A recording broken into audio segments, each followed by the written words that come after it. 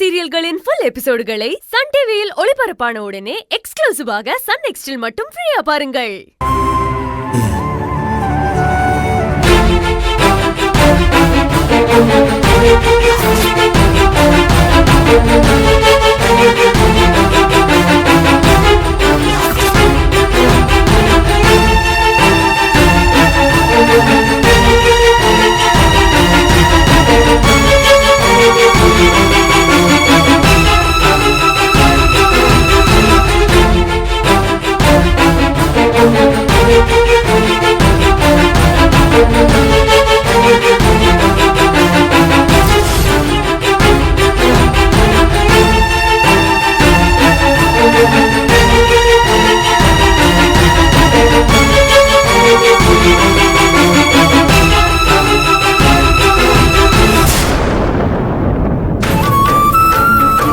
இவ எதுக்காக இவன்கிட்ட இப்படி எடுத்தெறிஞ்சு பேசிட்டு போறா?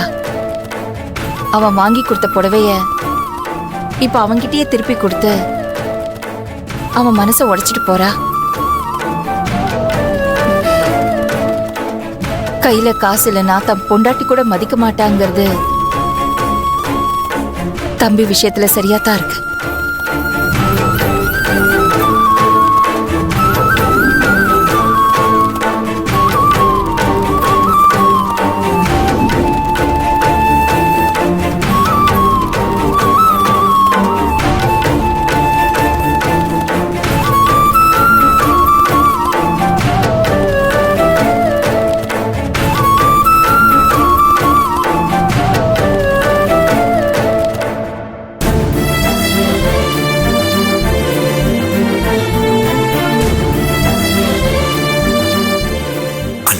பணம் வாங்கியிருந்தா இப்படி ஒரு விஷயம் நடந்திருக்காது. செல்விக்காக முத அலைஞ்சு தெரிஞ்சு ஆசை எடுத்த புடவை இப்படி ஆயிடுச்சு. இது செல்வி கையில கொடுத்தப்போ எவ்வளவு ஆசையா உடுத்திட்டு வந்தாங்க. இப்ப வேதனைப்பட்டு திருப்பி கொடுத்துட்டு போறாங்க.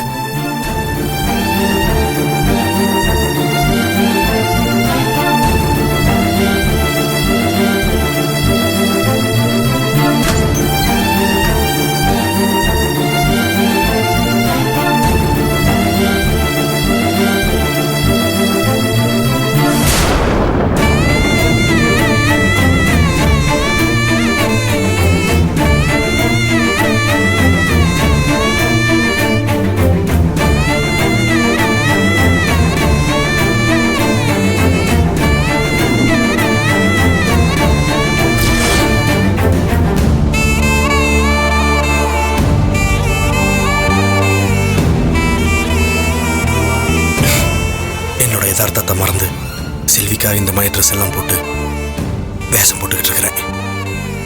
ஆனா செல்வி எனக்காக அவங்கள தாழ்த்திக்கிட்டு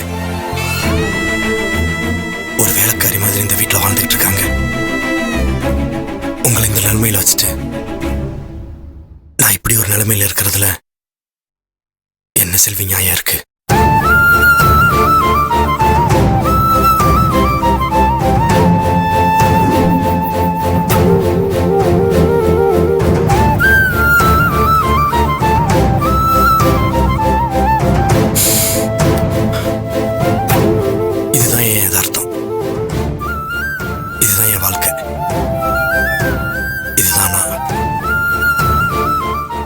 நீயே இப்படி இருக்கும்போது நானும் இப்படியே யதார்த்தத்தோட இருக்கிறதா சரி செல்வி.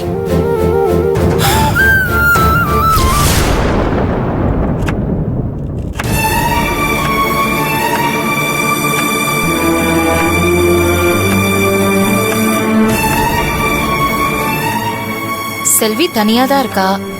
இப்ப பேசலாமா வேண்டாமா? இல்ல வேண்டாம். இல்ல இப்பவே பேசிடலாம்.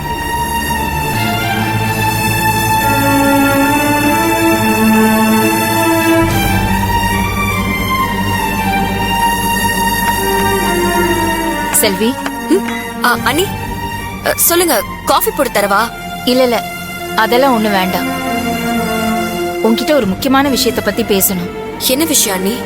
ஏமா உன்கிட்ட கொஞ்ச நாளா மனசளவுலயும் சரி நீ ட்ரெஸ் பண்ற விதத்திலயும் சரி சில மாற்றங்களை நான் பார்த்துக்கிட்டே தான் வரேன். அதுக்கான காரணத்தை நான் தெரிஞ்சுக்கலாமா? சொல்லுமா. ஏன் செல்வி, சாமியார் நம்ம வீட்டுக்கு வந்து அருள் சொல்லிட்டு போனதுக்கு அப்புறம் உனக்கும் வேலுவுக்கும் நடுவுல இப்ப பிரச்சனை எதுவும் இல்லல்ல? சச்சா, அதெல்லாம் ஒண்ணு இல்ல அண்ணி. அதெல்லாம் அப்பவே சரியாயிடுச்சு. நாங்க ஒற்றுமையா தான் இருக்கோம். எங்களுக்குள்ள எந்த பிரச்சனையும் இல்ல. நாங்க நல்லா தான் இருக்கோம் அண்ணி. அப்போ நீ ட்ரெஸ் பண்ற விதத்துக்கும் நீ மனசளவுல சோகமா இருக்கிறதுக்கும் வேற என்ன காரணம் செல்வி? அது ஒண்ணு இல்ல அண்ணி. நான் எப்பயும் போலதான் இருக்கேன். அப்படியா? ம்.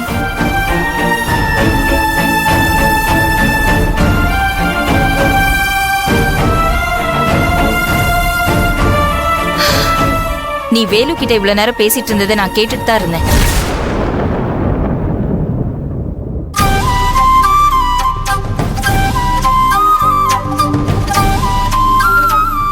அத பத்தி உன்கிட்ட பேசணும் தான் நான் இப்ப வந்தேன். நீ இப்ப எதுவும் இல்லைன்னு சொன்னாலும் அது இல்லைன்னு ஆயிடாது. நீ வேலுவை பார்த்து ஒரு மனைவியா கேட்ட கேள்விகள் எல்லாமே நியாயமானதுதான். அதுல எந்த தப்பும் இல்ல. தான் புருஷன் எப்படிலாம் இருக்கணும்னு ஒரு மனைவி நினைக்கிறாளோ அப்படி நினைச்சுதான் நீயும் கேட்டிருக்க. ஆனா வேலு வெளி உலகமே தெரியாம இப்படி ஆனதுக்கு நான் அங்க காரணம் இல்ல செல்வி. ஐயோ அண்ணி, நான் இருமா, நான் பேசி முடிச்சிடுறேன். வேலு அப்படிதான் இருக்கணும், இப்படிதான் ட்ரெஸ் பண்ணணும், நீ சமையல் கட்டிலே தான் வேலை செய்யணும், எல்லாரை விடவும் நீ தாழ்வாதான் நடந்துக்கணும், அப்படியெல்லாம் அந்த மாதிரி ஒரு நிர்பந்தத்துக்குள்ள அவனை நாங்க கட்டாயப்படுத்தவே இல்லம்மா. அவன் இப்படி நடந்துக்கிறது ஒன்னும் இப்போ இல்ல, சின்ன வயசுல இருந்தே அவன் அப்படிதான் இருக்கான். அந்த வயசுல இருந்தே நாங்க அவனை மாத்துறதுக்கு எவ்வளவு முயற்சி பண்ணோம். என்ன பண்றது, அவனோட இயல்பான குணமே அதுவா தான் இருந்திருக்கு. அதுக்கு எந்த விதத்திலயும் நானோ திருவோ எங்க அப்பா அம்மாவோ காரணம் கிடையாதுமா. அண்ணி, அது வந்து இல்ல செல்வி, அவனை நாங்க அடிமை மாதிரி நடத்துறதாவும் அவனுக்கான உரிமையை நாங்க கொடுக்காம இருக்கிறதாவும் நீ எங்களை தப்பா நினைச்சுக்காதம்மா. ஐயோ, நான் அப்படி எதுவும் நினைக்கல அண்ணி. அப்படி நீ நினைக்கலனா எதுக்கு செல்வி நீ உன்னோட சந்தோஷத்தை எடுத்துக்கிட்டு நிம்மதி இல்லாம இருக்க? நீ இந்த மாதிரி இருக்கிறது எங்களுக்கு எவ்வளவு மன கஷ்டத்தை கொடுக்குது தெரியுமா? எப்படி இருந்த பொண்ணு நீ, ஆனா இன்னைக்கு நீயே உன்னை ஒரு வேலைக்காரியா மாத்திக்கிட்டு வேலுவை மாத்துறேன்னு உனக்கு நீயே ஏமா தண்டனையை கொடுத்துட்டு இருக்க?